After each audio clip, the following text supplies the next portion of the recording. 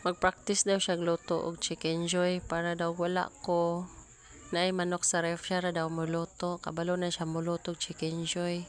Kay kabalo naman siya muluto og adobo chicken joy na po daw yung practicean.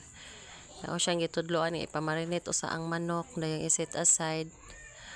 After that, magkuha og kuan crispy fry, ibutang sa plato. Then i-coat ang manok. Dugay kay siya nahuman diha coat sa manok, bali na akong daghanang istorya nahuman. Ga-coating na siya.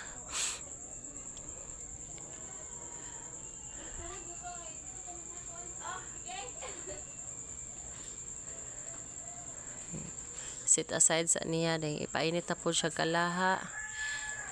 Init ang kalaha, butangan na sa niya mantika. Dahil waiting siya, muinit ang mantika. Pagkainit sa mantika, ilunod niya ang manok.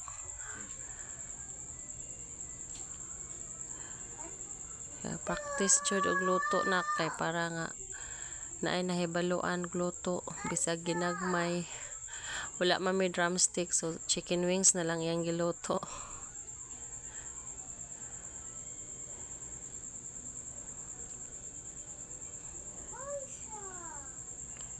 Ipasiksik ra nako niya pabutang para uskalunod ra.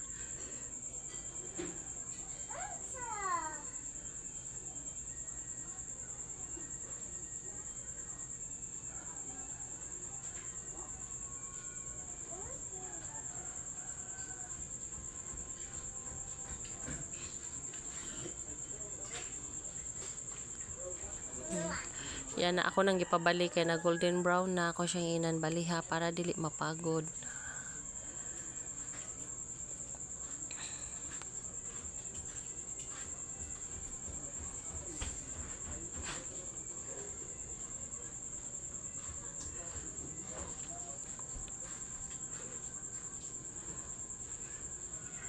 Wala namin naka-video sa pagkaluto kay nalubat among cellphone.